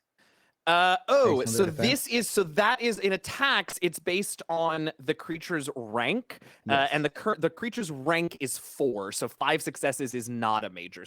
success. Just wanted to make sure. Yep. Awesome. That is all right with this. Yeah, you fired off. The retort here in the canyon is loud, It has a and sound so suppressor. okay, so the retort in this canyon would be loud. But what is loud is the horrible screeching noise Hate that. that star skitter makes when it is hit, and a little gout of like bioluminescent. It's not acid, but like you probably don't want to touch it. Sort of goes spattering in towards the canyon wall. And actually, it's kind of pretty. You can see it almost looks like a little constellation now is painted on the canyon wall where this Look at thing's. that. Not quite blood, but stuff got spewed. He just like looks over his shoulder at Kimba. Your turn. And so it is. And we're not far from them, yes. So you are 2 distance zones away. So if you want to move up to melee range, you would need to use both of your actions to get there, or just wait for them to come to you, I guess. I mean, could I put a delay action in play? Just like kind of like move up one of my distances and just like kind of like low key, just like I bet they won't find me here. Like just kind of like wait. Yeah, you can Perfect. sort of put a hold on one of your 2 actions. So that's perfect. Move up one zone and then put a hold on presumably to attack whatever comes within range. Yeah. Yes. I love it. All right. Well, where's my? My All dice right. ready and So everything. it is now the first of the spooters' turn. They're called star skitters, and I should just call them skitters instead of making up words. The one that Invicta attacked is up, and it is not in great shape, but it is still alive, and it's pissed and kind of hungry. So it is going to try to attack you, Invicta. Let's see how I'm it all goes. claws and fur. Don't bite me. Yeah, I mean, I'm not saying it's going to go great for them, but here we are. That's 1, 2, 3, and ooh, okay. So that is 4 successes. Now you get to roll an evasion type pool. So remember, when you are attacked by an enemy, you get to roll to negate some of their successes. So again, this is grace is good, focus, awareness, whatever you need to put together to try to evade this incoming attack, Invicta. Okay, Grace. And well, I would use freedom, but I have no dice in it. So Oh, that's right, and you don't get free D4s in values, only in skills. no. Well, wisdom if that's gonna help me. Yeah, sure. What are your dice for what did you say, Grace? Is that what you're doing? Grace is only Grace is a D6 and a D4. Great. So as it rears up to hit you, the star shapes on its belly are a little bit distracting. So that secondary D4 gets removed from your pool. Oh, okay then. Because you are within skirmish range of this creature. All right. What is my utility die? A D4 for this, because I don't so basically I have believe you one have D4 anything. instead of 2. Yeah, unless some of your gear, I don't remember what gear you have, but I don't think any of it changes your utility for this. Just my Aventera, and since I'm Okay. dodging, no. Yeah, okay. So Great. basically, I'm rolling 4 dice instead of 5. Okay. Ooh. Wow, I have 2 successes. Okay, so you cancel out 2 of the successes from the bite. 2 still go through. That is and now what is your armor rating? I think it's 3. You all have the same armor. I think that combat armor is what, 3? 5, something like that. Sure, there's no armor on my sheet. Okay, great. So this creature does 8 points of damage, 3 of which is absorbed by your armor, but the other 5 stress still gets applied to you. And I would say you can divide that as you want between physical and I guess if you wanted to put some in social, like this is what you do, and you just got the crap get out of you. So I would buy that, I suppose. I don't think this is a well, I don't know. You could argue with me about mentals too, I suppose. Look, this is pretty IRL, I'm arachnophobic. This is mental. Yeah, fair enough. I'm just gonna do a 2, and you said that's 6 total actual damage. It is 5. Well, yes, it is 6 because I also forgot it does 1 point of poison, 1 additional Oh. point of damage because of the poison, and that bypasses your armor. So yes, it is 6 altogether. And then it gets a second attack because it didn't have to Oh. move this round. Great. So No, I'm this one is basically not down to starting my off as well. stall categories. Okay, so this time there's only 1 success. You can roll that evasion pool again, and you only need 1 success to negate this attack entirely. All right. Same pool. And I got 1 success. Okay, so you managed to dodge out of the way of its second bite. The star, you'd already been tricked once by the constellation on its belly. The second time, it does not get you. That brings us next up to Sila 919. It is your turn. Sila's gonna approach one of the star scooters, and she's going to use.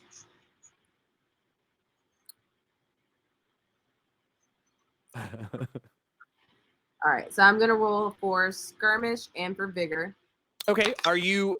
What are you doing? Because remember, you are 2 distance zones away at the moment. Can I do something for you? I mean, I was assuming that you would. So I want to run up Okay. and then do like a round off back handspring, but like at the landing, she's gonna have like the one braid that she has that has like a little like electrical wire on it, Uh-huh.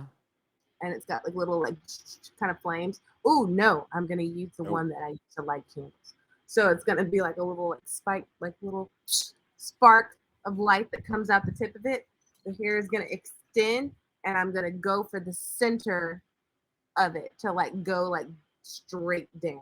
Yeah. Yes, your braids do have a range of both skirmish and short for this particular use. So you spend 1 action to move up, run up, hand spring, flip the braid, head it over. Which one are you aiming at? The one that attacked Invicta, the one that Doring shot, or the one that is still climbing down the wall? The one that went after Invicta. Okay, you got it.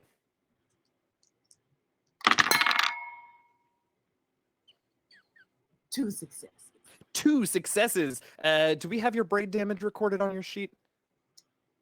I think it's 3, but we don't. So it is 3. 2 successes. That'll do 6 damage. You also can feel how tough the carapace of these things is. So it does negate a little bit of that. But you manage to tear, and more of that bioluminescent fluid sort of splashes onto the ground. You said 2 successes, right? My No, I mean, it's just the one braid. I feel like you could probably move that out the way, right?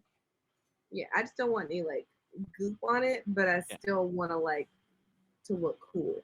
So splash the opposite direction of me. Sure. You cut open and then you make it spin, so it's a little fan that blows the fluid the other way. With a power ending. What's that? The Oh, power ending. yes. Both fists up, one by the mouth, one by the chest. Boom. I love it.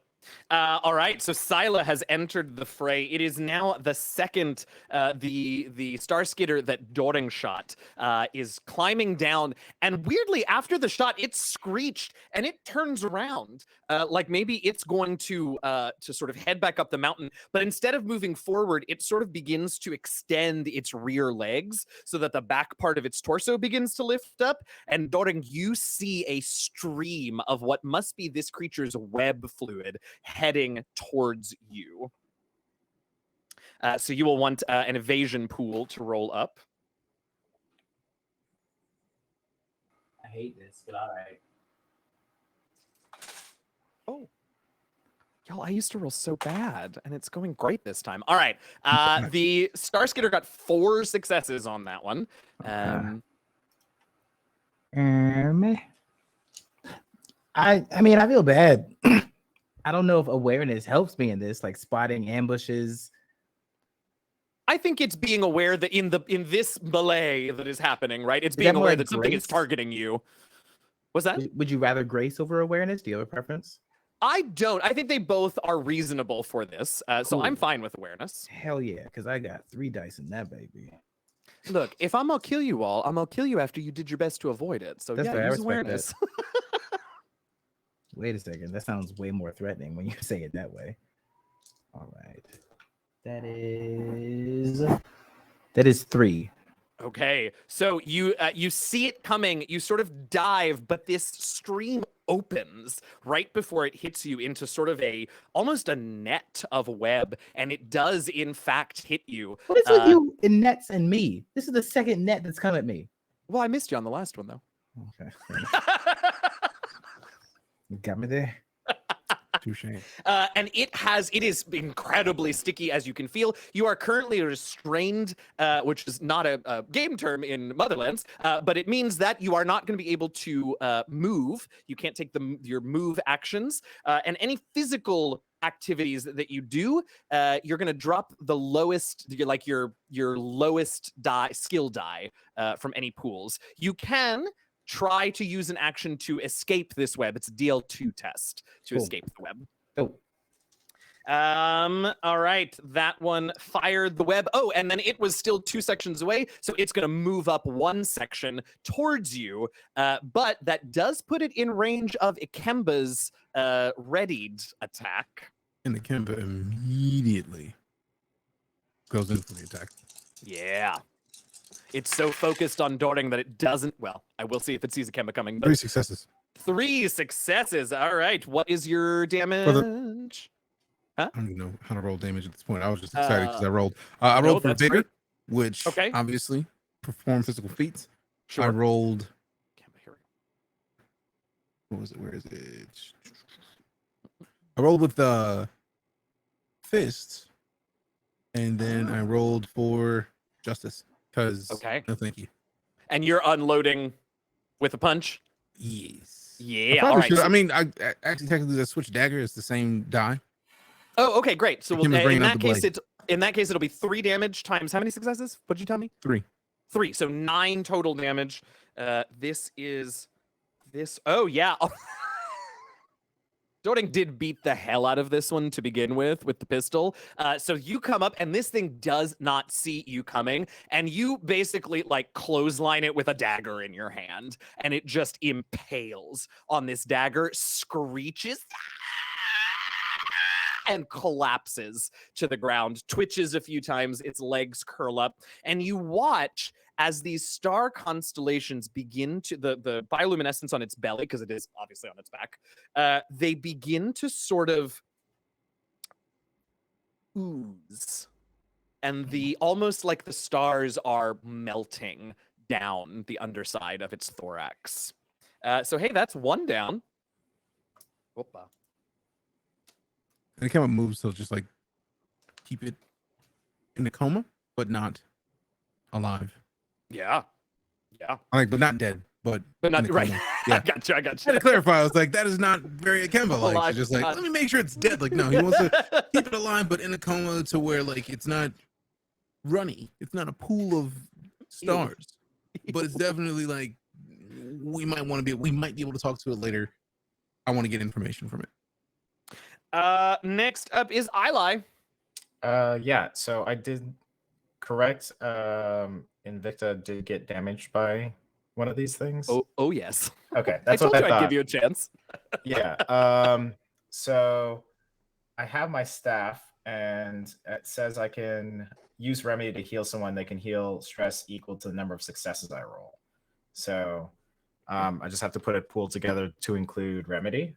Yeah, Is that correct? Okay. that is correct. And then I believe your staff bumps your utility die for this kind of stuff, right? I think. I don't Yes, remember. it does. I got Okay. a D6 utility on top of what I'm rolling, and then Right. it says if I hit a critical success, I heal 1 stress to an ally in the same zone as me as well. So I don't know. I forget what the critical successes are, but Oh, so for this one, it means you need to get 2 or more successes above the DL. Gotcha. So go ahead and roll it up. Okay, so let me do this. I'm going to use stability because I'm trying to, stabilize Sure. someone. And then I have to use remedy, so I'll use those. Mm-hmm. And then I have the utility die. And Mhm. okay, so I've got 4 dice I'm rolling. Okay, that's like the best roll ever. 4 successes. Okay, so that's 4 stress then that Invicta can heal. What does it look like when we've now with this new system we've never seen Isla heal? And the staff? What's it look like? Yeah, so it was on the void mode. I just double clicked the staff like onto the ground, and then you'll see it go from the voidish purple to like a golden yellow. And then I'm just gonna start twirling the staff like above my head, and then you'll see like this glow emanate from it, and you'll see like a beam go ahead and essentially like a beam of light. Like it doesn't look like it's a huge impact. It just seems like light is kind of shining on Invicta, and that'll start healing up some of Invicta's wounds. Yeah, very cool. And then does the critical success? I don't know how much I was supposed to roll to get a critical success. Oh yes, Is you that did. still a You did. thing? Yes, yes. So no one's really hurt, but I don't know if this is gonna help Doring with their situation. But I'm gonna, because I know they only got like wrapped. But I don't know Yeah. if that's some sort of. It didn't thing. do any damage, but remind me what the what's I the heal 1 stress to an ally in the same zone as me. Oh, yeah, I don't So no one's Nobody else there. has No one's taken damaged. any. Yep. So Yeah. we're good. I think Yeah. that's essentially all I'm doing. Okay. You do have another and action if you would like. So to either move. is there a or- range on the healing for this item? This is all new It stuff for doesn't me too. seem So. like there is any range on it. Okay, I would, if it's okay with you, I'm gonna Yeah. guess that you can do skirmish or short with that. So let's, I would if you assume don't so, mind, let's too. use the other action to move up 1 zone to where Kemba is, and then you're within range of Invicta. Perfect. Yep, that works Great. for me. All right. We're still learning. We're still figuring out. It's all good. That does leave us last, but well, we'll see if least. The final spooter, who is going to now shimmy its booty and fire a web at evens it's Akemba and odds it's Eli. It's Akemba. Okay. Yeah. Right. Yep. Good. Yeah. So Akemba, roll up your evasion pool while I not as good. Listen, I gotta stay moisturized and looking fine. Okay, so And they do. Mira, they look just anyway. Am I able to defend with like one of my fists or dagger utility dice, or is it the D4? So it's the Like D4 for evade, my bad. this. Yeah. Alright, It's cool. the D4 for evade. Gotta check. There is gear, right, that exists in theory in my mind, Mhm. that like gives you bigger utility die for evasion type things, but the weapons aren't really them.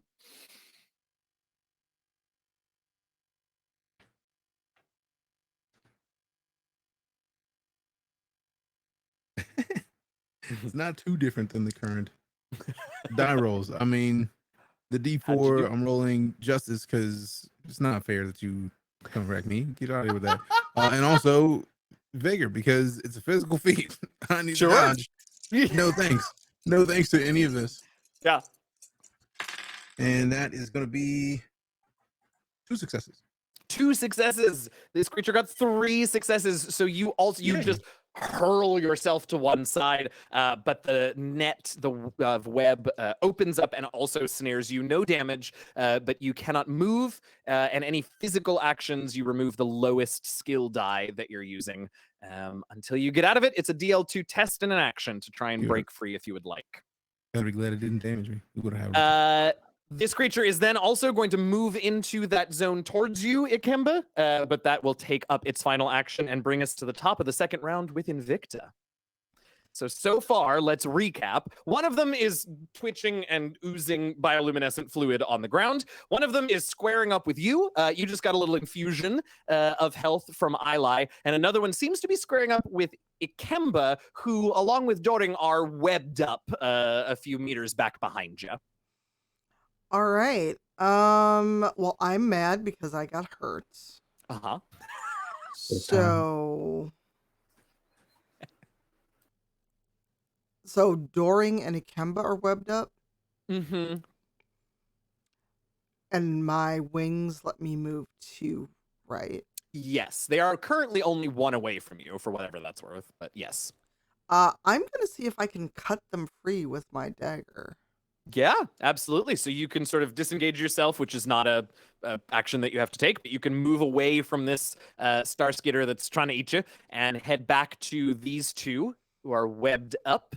It is a DL2 to cut them free, just as it is for them to get free. Okay.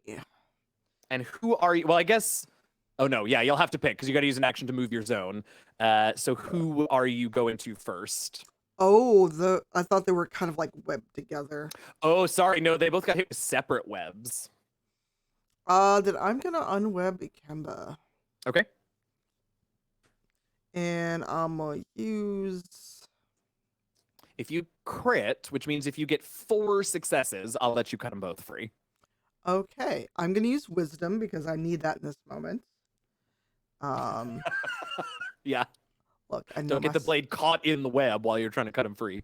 So can I use awareness Tell me why. so that I find a good place to cut them free without cutting them? Sure, I like that. Why not? Look, it's my But other. now you know if you critically fail, so if you get no successes, you're absolutely going to cut one of them now. Or can I use skirmish? Yeah, you could use skirmish and not risk hurting them, sure. Look, I like my friends. And then my utility die, because I'm using the dagger, that should be a D8, correct? Yeah, it's a D8 for the dagger. I think that's right, yeah. All right. All right. Hopefully I get something with this pool of die.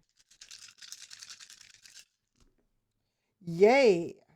That is 4 or 5 successes.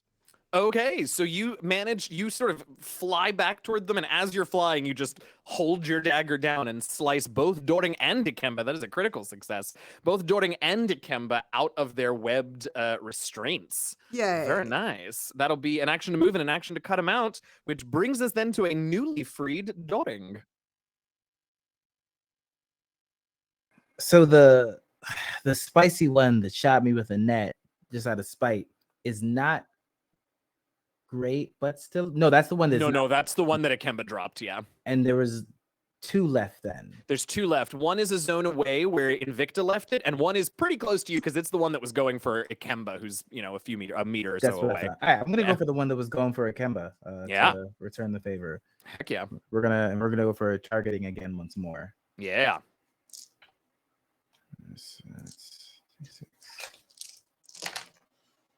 Does the pistol? Here's a weirdly specific question. Does the pistol have skirmish range or just short and long? Does it say? It just says short. Okay, so that's fine, but you'll need to move back. You can either move back a zone, take an action to move back a zone and roll as normal, or you can drop your lowest targeting die. I'll take an action to move back. Okay. Yeah. So he'll like pull it out, do that like kind of like spin step thing, and then take a shot from a zone back. Yeah, I like it. That is 3 successes. 3 successes at a 3 or 4 damage. 4 damage. 4 damage. All right. Oh, this one is unharmed up to this point. So yeah, you get a good shot on, and it sort of screeches, but it's hungry enough that it's still going. I'm here for it. Yeah, I love it. All right, that's your 2 actions, which then brings us to Ikemba. Ikemba's gonna smooth his way into attacking the same one. Heck yeah, and you don't have to move because it's on top of you. Well, not quite on It's top of you, teamwork. but very close to you. It's what? Teamwork makes the Teamwork. dream work. Yes, Makes sir. it. Same die pool. That's right. And we are looking at 2 successes. 2 successes. All right. Yeah, you deck it with that dagger once again, just trying to dig into the wounds that Doring already made on it. Go. You didn't have to move and you didn't have to cut yourself free, so you do have another action if you want to attack again or do something else. If it's still able to attack again, It is. Ikemba's gonna go in for another. Yeah, just get that dagger in there. Like non-lethal, but like trying to like stop it from doing anything. Sure. And that's gonna be another 1 success. 1 success. All right. That one, it does sort of seem to glance off of the carapace a little bit. This thing has exactly 3 armor, so it manages to reduce all the damage from that 1 success. Cool. All Respect right. it. I should have put this on the same page. It's fine. The one, the one that attacked Invicta and has now been left alone is like, hey, guys, what about me? And is is going to come in. It has a taste for Invicta, so I mean, I think it's going for Invicta. All right then. Apparently, Star Skaters have a particular taste for the feline meat. Oh boy, this is for every house One, spider that we've ever killed. 2 successes. Go ahead and roll up your evasion pool, Invicta. Oh boy. Okay, stealth. No, I just want to yell stealth because of your emote. Hyenas aren't felines. Stealth. You know what? Aren't they? They're not felines or canines. They're separate. Oh, well, Yeah, then weird. it's a very confused creature that thinks it's eating a house cat and is in fact wrong. That's fair. All it's very right. confused. I'm gonna do.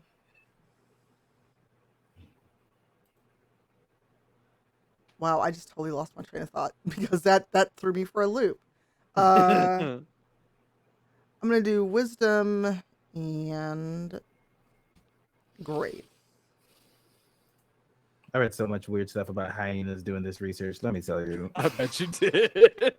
And then I think I mentioned this to when we've been on live before, but like the previous 3 seasons, Gabe has been my, oh my god, I need an animal, quick, give me an animal. Like literally while we are live, I'm DMing him in Discord, being like, give me something that kind of looks like a panther but is way scarier. All Or you right. did the Duakma too, right? The weird like orca things that we saw when we were going after the hat blocks. Heck yeah. Nope. All right, Invicta, how'd you do? 1, 2. I got 2. 2. How many did I say I got? 1, you got 1. Yep. Well, that you ain't got, true. I'll yep, just roll it mhm, again. Yep, you got. Yep. Wow. There's 1, 2, 3. Okay, so it gets you managed to avoid 2 of the successes, but 1 of them gets through, and that does 5 damage total, 2 of which bypasses your armor. So you take 2 stress as this once again just sinks its fangs into you. Was that? Oh, it's not my turn, so never mind. It's attacking Okay. me. That is and it needed to move because you moved away, so that is its turn, which brings us to Scylla. So the one that attacked Invicta is still like on the standby. Yes, the one that attacked Invicta and the one that attacked Kemba are both still on the standby, and they're both also within the same zone as you, so you can go to town. Sweet. So Sila's still in her Power Ranger pose after landing from the last. And so she's gonna turn around and she's gonna drop down and do like a sweep the leg motion. Oh, sure. And then come up and her toe is gonna point up, kick right in the butt. Yeah. There's a lot of legs on this thing for you to sweep, so go for it. Roll that pool. I don't know, is it standing, but does it have like primary legs that it is standing on like in an upright position, or is it more like Because it just went to attack Invicta, it is a little bit up on like its 4 rear-ish legs. So yeah, you can definitely go for those, and that'll destabilize it. in that case, I'm gonna come out of the pose, do a run, and then sweep into it so that I come in at a side angle and swipe all 4. Yeah, I love it. Then kick up in the butt. Then you kick it in the butt. I love it. Roll up that pool and let's see how it goes. I'm going to continue with the same 2. Yep. Which is my vigor and my skirmish. It's funny every time. Haha, it's a 4. That's good so enough. that is, yes. It's a 4 and a 2. How many? A 4 and a 2, so 1 success? Yes. All right. So you do sweep it. It sort of teeters a little bit. You hit it, do a little bit of damage, but it does not drop. You did not, however, have to use an action to move because it was already in your zone, so you can certainly go again. Sweet. So at that point, I'm going to pull out braids, and I'm going to make sure it goes down completely. So I'm going to wrap the legs and then turn it. I like it. Yeah, roll it up. Sorry. It's funny every time. I love it. No successes. Negative goes. Now that's interesting because that is the first time that we have met the requirement for a critical failure. So in fact, what happens is you send your braids to wrap its legs, but it is ready for you, and it actually webs your braids to the ground underneath it. When you send them over there. So you won't be able to use those braids as a weapon in future rounds until you free them from the web, which takes an action and is a DL2 test. Woo. Mm-hmm. I don't like them being able to do stuff back. That's not fair. I mean, that's fair enough. Star Skater number 2 is down, which brings us to Eli. Yes, I will heal Invicta once more. Mm-hmm. So let me get to the character thing. All right, roll in my pool. It's the same pool. 3 successes. Yeah, all right. So that'll that one is, what did you get last time? 4, right? Yeah, I got 4 successes. Yeah, okay. So this one's not a critical this time, but you do get to heal 3 stress, Invicta. Yay. All right. Second action, Eyeline. Is there one next to me, and does that mean I have like a way to attack for a second? Absolutely. Okay. Yeah, definitely. I'll do the big stick click and switch it over to the void stuff. And it's a trippy effect inside this semi-dark cavern where it looks like there's like a delay of like, you know, when a strobe light happens, there's like weird delay stuff. So that's what happens is I like do the little flourish from back and forth and it goes purple. Yeah. I'm gonna tell you now, my attack standing is great as everybody else up in here, but I'm gonna try. Hey, but that's okay. I know that staff gives at least you a little bump to your utility die. A little something. mini bump. So I'm gonna use, what do I use here? I'm gonna use community because everyone is around and we're trying to fight this thing.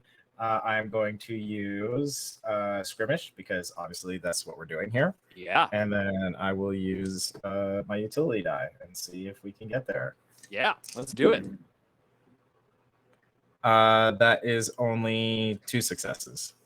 Okay, now I do think you say that you're not as good, but I also think this staff does some decent damage. It's 5 damage, right? Yeah. 5 per success. Okay, so 2 of those is 10 damage. This one is the one that's attacking Invicta or Akemba? This one would be the one that is attacking Invicta since I'm already right there. Solid choice, because you bash it with your void stick and it just, you can hear the carapace just crack as you shatter its armor and beat it to death. So there's a weird, when I do that, there's like a weird delay where you hear the sound before the pole comes in because of like that weird visual delay. So you'll hear the crack and then my pole comes down. Cool. Yeah, that's what I'll do. That's awesome. Yeah, it does that. The light sort of gets sucked out. What little light there is gets sucked out of the canyon for just a moment. And when it returns after an instant, the second one of these star skitters lies on the ground. That does bring us to the final remaining alive star skitter. And it, well, you know what? Let's see.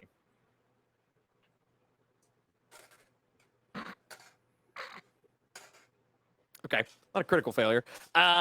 So it sort of realizes what has happened and it is hungry, but its hunting pack is no longer there and it begins to skitter back up the canyon wall. Knowing you all, I have to ask, is anyone going to pursue? Seeing a lot of no's. All right. So as the final remaining star skitter climbs up and away and sort of tucks itself into a little crevice in the canyon wall, we finish this week's session. We'll leave it there this week. Hey, this was fun. Thanks, y'all. We managed to get to Osalam. We learned a little about Jordan's backstory. We fought a new creature that we have not seen before in the Motherlands. It's that creature is I believe, if I remember my notes correctly, that is courtesy of wonderful human and developer Iffy, and I'm just very excited to be able to use some of the great creatures. You said it was rank 4, right? Uh-huh. What? I mean, that's in the range, baby. I mean. So, this was great. We'll be back next week, same time, same place, to hopefully get through this canyon, find the little GPS pins, see what's going on.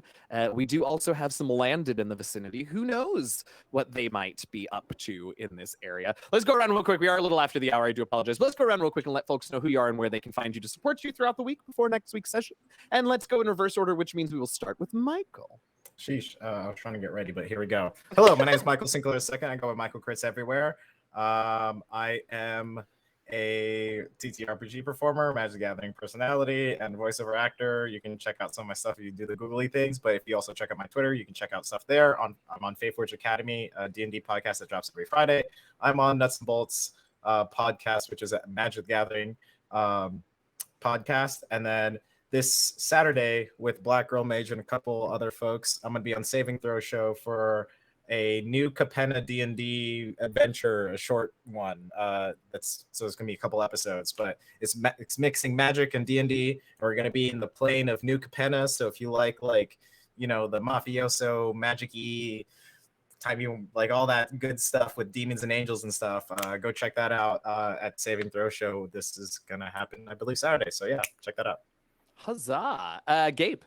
Hi, Gabe Hicks, Gabe James Games across the internet. Most of my stuff is on Twitter, so if you're gonna find me anywhere, it's probably gonna be there. That's basically it. Sorry, that was so quick. Tanya. Let's see. Tomorrow, going to be co-streaming the AMD GPU reveal, 3 p.m. Central, 4 p.m. Eastern, and then Sunday, Rivals of Waterdeep. Everyone should be back, I think. Pirates and our rivals have now met. It's going to be interesting because we were down to rivals last week, so I really need to see what happens if you all watch the episode or not. And, on my channel, and then back here next Wednesday for Motherlands. That's it. DJ. Oh, hi. I'm DJ Knight. You can pretty much find me anywhere on the internet as DJ Knight. Yes, even there, because I didn't want somebody to take my name and do something silly. I will be playing pretty much games. I might lean towards Cyberpunk again just because we didn't finish our playthrough. And I've been playing a silly amount of Call of Duty because I miss shooters, and it reawakened it in me, right? Like I got a couple trip kills, a couple fantastic plays today, and it's just like, I should come back for some more of this tomorrow. So that's probably what's going to be happening. Now this or Cyberpunk, because Cyberpunk is the jam. Don't sleep on it. That's all. I'm DJ. You're awesome. Thanks. I love it. Christina. Hi, my name is Christina Ariel, KRYSTINA ARIELLE, and you can find me on all social media as that, except for TikTok, where somebody took my name, which once again is weird because my name is not very common. But it's Christina Ariel Tegner on TikTok, so go do that. I don't really do it, but have it. Anyway, go watch Headless. All 10 episodes are now streaming on YouTube, on the Shipwreck Comedy YouTube channel. So go watch those. It's a really great show. It's got me, Matthew Mercer, Jenny D, the Sean and Sinead Persaud, Mary Kate Wiles, a lot of really, really great people. So go watch it. And a really, really awesome surprise guest star in the last episode. So go watch that. All the episodes are only like 15 to 20 minutes, except the last one, which is 27 minutes. So yeah, go watch that, support it, share it, talk to your friends about it. We're small independent creators, and we need your support to be able to move forward. That goes for all the projects that we are working on here with everyone on this dais. We all work really hard to put our stuff out into the world, but unless it gets shared and we talk about it and you talk about it, no one knows about it. So show some love and support. Heck yeah. All of that. Thank you. I have been and still am Eugenio Vargas. I'm DM Jazzy Hands on most of the internet, not Instagram, but that's okay. Don't follow me on Instagram. I don't post there anyway. You can find me. Let's see. Where can you find me this week? Unfortunately, I'm not streaming tomorrow. I'm in meeting hell all day. But starting next week, I'm going to be streaming on my channel. We're going to move over to the Alan Wake games. I just finished Control, and I'm fascinated by that lore universe. So we're going to play Alan Wake. So come hang out for that. Sunday, as Tanya mentioned, I'll be over on Rivals of Waterdeep. I'm excited to get back. I haven't decided yet if I want to watch the VOD. I was going to, and then the cast was like, oh my god, I can't believe this happened. I can't wait to see how Kent reacts. And now I'm like, well, maybe I shouldn't know. So we'll see. And then Monday night, episode 4, we are in our last half of the season for Idle Champions Presents Hunger of the Far Realm. This past week's episode was intense. I don't want to spoil any more than that, but go catch up. We had some drama moments. It was great. But me alongside Urban Bohemian playing Kent. Here we go. Anna Prosser playing Evelyn, Holly Conrad playing Strix, and Tristan Falcone playing Walnut. B-Day Volters at the helm. It's a good time. That's on Monday nights, 7 Eastern, 4 Pacific. Twitch.tv/CNE Games. And that's my week. Thank you all so much for hanging out. Once again, I did run a little over tonight. My apologies to both everyone here on screen and y'all hanging out at home. But I'm glad that you all stuck around. We will see you next week, same time, same place, for episode 6 of Into the Motherlands. Until then, stay safe, stay healthy, and happy gaming, y'all. Bye. Don't go anywhere. We're going to raid Pro Castidia, who is playing Final Fantasy 14. Yes. Case has gotten back in 14. Let's go see what he's up to. Nice. Raid, if I can spell it right, wildly dangerous. Wow, I really did misspell his name.